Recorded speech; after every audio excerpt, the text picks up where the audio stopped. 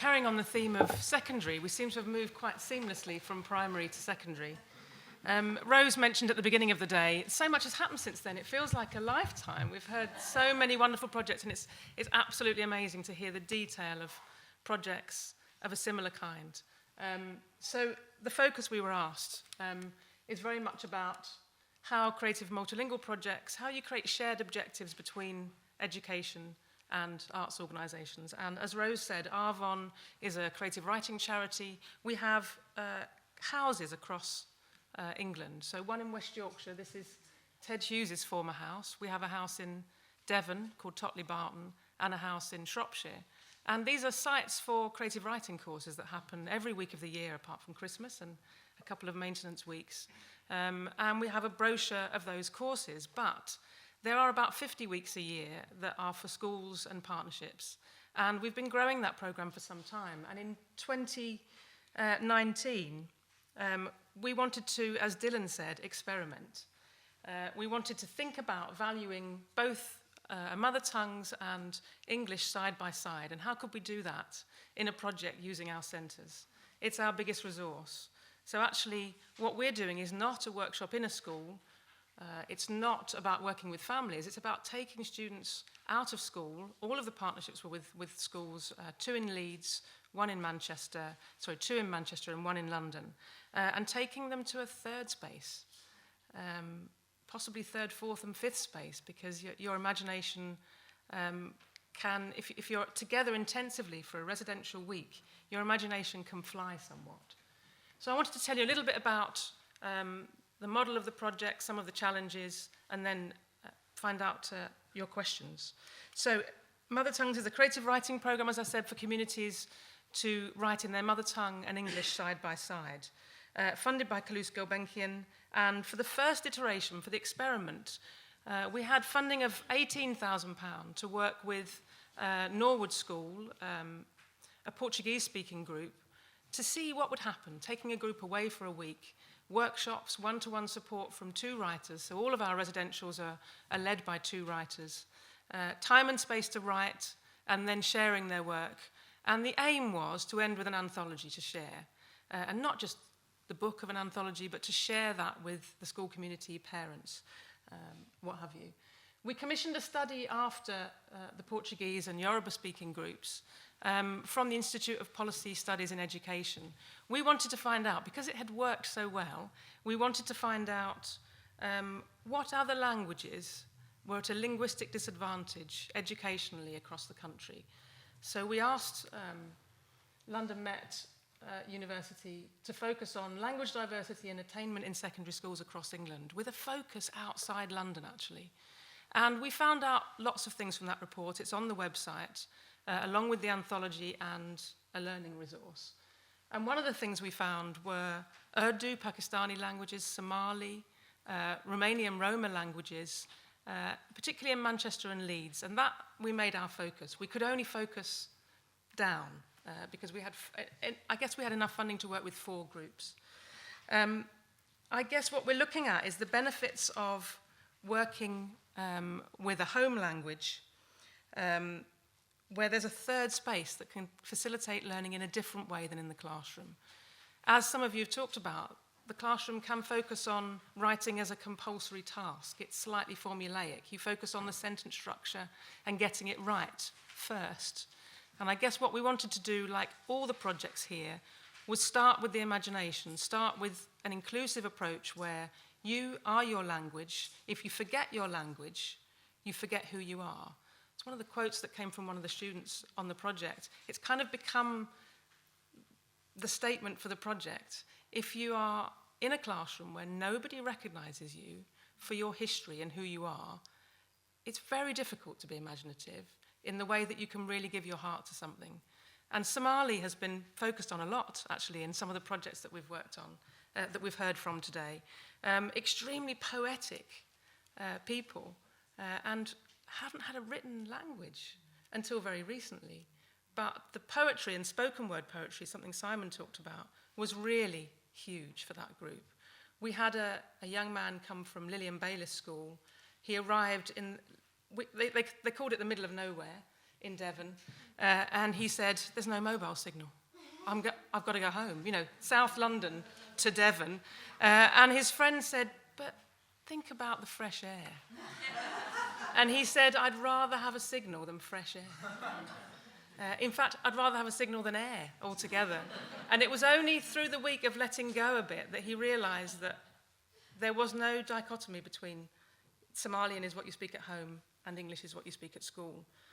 There was a moment on a walk to the top of a hill near Devon where the group spontaneously sang the Somali national anthem. Previously, the teachers had noticed they hadn't spoken Somali in school to each other at all. They were quite sheepish about it. Occasionally, a slight, you know, in the kind of edges of classrooms, but certainly not informally speaking to each other around school, and that has changed. So I want to tell you a little bit about, I guess, the aims. One of the things that's difficult when you're working with schools is that you need to make sure you've got shared understanding of what it is you want to achieve. As you know, working with schools can be a challenge. Sometimes there are targets, exam processes that mean schools can step out of a project very quickly. If an inspection is about to happen, I'm sure I've got a few nodding heads. Sometimes a school will ring you and say, I'm sorry, they can't come. We've had a school leave halfway through a week-long residential because the inspection was happening and they needed the teacher to come back with them. So one of the challenges has been making sure the head teacher or the deputy head knows this is happening, a partnership agreement about what are your shared goals. It may be, if this is an experiment, that we may not see children raising attainment. What is it if it isn't raising attainment? And I think what we've learned from our evaluation is it's more about confidence in self. It's more about self-expression, being able to be yourself in your classroom, be yourself at home, and not to feel conflicted about that identity. It has actually raised attainment, but we didn't focus on that to begin with. We wanted really for schools to be open-minded about that and not tie ourselves to an evaluation process that had to show an increase in levels. So a bit about the project. That says introductory workshops, one-to-one tutorials, a week-long residential, and a contribution to a national anthology. So in your badge, you should have one of these. And I wanted to read you something from it. So there are 4 groups in here: Somali, Urdu, French African Caribbean, and a Romanian Roma group, all of which were completely different. We didn't have a profiterole film, but the Roma girls made eclairs from scratch and wrote about it. They didn't want the dessert that we'd prepared for them. They had to make it from scratch. So cooking has been really important. So you're in a house for a week together, cooking and writing. So it is a Somali voice again, and there is negativity about it, but it's actually extremely uplifting, I hope. It's by Mariam Hussein from Lillian Baylis School, and it's called The Weight. I remember the first time I held a gun. My cousin told me not to touch it. It was an evil and malicious thing, dark brown, and the sun bounced off it like oiled skin at the beach, polished into blazing sun. It was heavy. I dared myself to move. I'd seen its bullets before. They looked like handheld coffins, the gold tips a silk-lined open casket. I tried to pick up the Kalashnikov. It was something new. I was not afraid, but I wasn't strong enough to carry it. It was heavy, weighted down by all those people's lives taken, all those futures now gone for good. I hear their whispers and cries haunting me, feel the air thicken, feel the world evaporating around me. Silence screams at me. And Mariam previously had been told off at school for putting a gun, mentioning a gun in a piece of work. Not a particularly open-minded teacher, but also a teacher who'd never asked Mariam anything about her life. So she wasn't accepting. It's almost like the learners in that teacher's classroom were there to learn how to do exactly what it was that teacher wanted them to do. And we've talked about the young person being expert in the room a lot, and it was disregarded. And through this project, a lot of the teachers who came to the residential week said that they built a relationship that was completely different with those children, understood not least their family background, but their interests, that if you're asking a student to write something, whether it be a piece of creative writing or a project in English, it's very important to find what their interest area is and what's relevant. If you're, it's not to say if you get good at something, you're going to enjoy it. You have to enjoy it first. I mean, kit theatre, you have to enjoy it first, right? You have to explore and experiment first. So the week happens like this, and I'll be swift. This is Sam Holmes on the left, who appears. And on the right, the teaching assistant, Becky, the teaching assistant. And so the ingredients. Sam actually did this slide because he's quite good at the swinging in things. Portuguese, English bilingual pupils, 2 bilingual teachers, 2 bilingual writers, Daniel Hahn and Susana Marquez, and Lambank that I mentioned. And Kaleido Gulbenkian funding, some funding from the school, but it wouldn't have happened without the foundation. So writing workshops I mentioned, time and space to explore, cooking, and on the Friday, a sharing of work that really led to an anthology. So some of the challenges I've mentioned about engaging schools, I think one of the things that has come up today, and Sam, you mentioned it, we don't necessarily need to be continually lobbying government day on, day out. This evening in our publishing, translating culture is part of that process and helping people with influence to understand the inside of the projects we're doing. Perhaps not just to read an evaluation report, but to come along to days like this and is part of, I think, encouraging policymakers to think more about this area. But I think Sam is partly right, that if you think about how great these projects are, if we can carry on doing them, it is like a magnet when you do something that works. People do want to be part of it. So I think it's a balance of, being maverick and getting on with things and finding whatever money we can to do that, but also then making your case. So as part of Mother Tongues, we had an evaluation. It was only £4,500, but actually it's a really, the evaluator was so focused on what they were doing and so interested in the project, they did put in extra time. And the things that came out of it were raised attainment, increased self-esteem, pride in language, and parents being more involved in school. So the Urdu-speaking group from Leeds put on a collaborative play set on Eid night where the girls weren't allowed to go out, the boys were, and there was a tension in that, in the play that they'd written. Others wrote poetry. So do you recognise some of these challenges? Communication with teachers can be brilliant. I guess I mean sometimes you can lose a teacher in a school who moves on, and you have to find that dynamic person who does understand how to articulate the value of something to the senior management team. Lack of resources is important, and I agree that schools have money for this, but they'll only give it if they value it, and it needs to be explained and seen by senior staff. So try and invite them to everything that you do.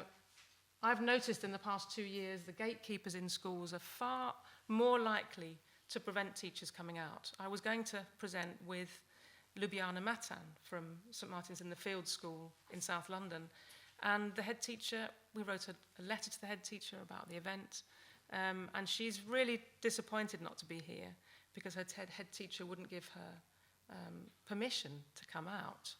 I don't think that would have happened a couple of years ago in that school, but there is a pressure even in schools that have supported this kind of work. So joint agreement's important, and I agree measuring the impact is important, but not relentlessly spending your time lobbying government, but some of it. So we had a steering group with academics from London Met. We had a writer, 2 teachers, and an EMAS lead, so Ethnic Minority Achievement Strategy lead. I think it was really important for our work with Lillian Bayliss to work with the Somali Community Centre, I don't think we would have had trust from those students and the teachers involved unless the parents had been instrumental in coming into school to find out and ask questions about the project. And the two Somali writers we worked with were Elmi Ali and Warsan Shire. On the website that I'll leave at the end, there is a database of writers. A real challenge was to find bilingual writers who were comfortable in working with a bilingual group and confident in both languages. So we did a lot of interviewing and searching for the right people with the generosity of spirit to spend a week with students and work with them. And celebration and advocacy, as I mentioned, has not just been the anthology. There's a slide a bit later I'll just focus on. Unexpected things happened, like not being able to get back after a walk and having to be the local farmer having to take the group back. But they did get back safely. But my point is that when you're out of school life, unexpected things happen. You know, you're being with each other in a group in the country. They have memories they're never going to forget, and they've written about them during the week.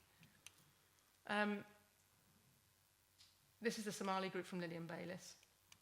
Great cooks as well. So some of the things I mentioned about evaluation outcomes, so raised confidence. A couple of quotes I wanted to share before questions. So one young man, I've learnt that I can be good at anything if I set my mind to it. I've never written poetry before. If I can do this, then I can achieve my goals. I've come to this country and already I've changed. Sometimes I hide my old self, but I know now to be more confident about my own language and to keep your culture and stuff. To keep your culture and stuff and to feel great about who you are. I think the biggest, I don't mean unexpected outcome, but I think the strongest outcome has been, apart from the students increasing confidence and valuing language, has been the teacher development. Teachers have really been absolutely blown away by the lack of expectation they had for what kind of writing would come out of the week. The Roma girls that came from a school in Manchester had very low literacy, and they devised a way of writing collective poems that wouldn't stand negatively against the others in this anthology, who had much better literacy than those Roma girls.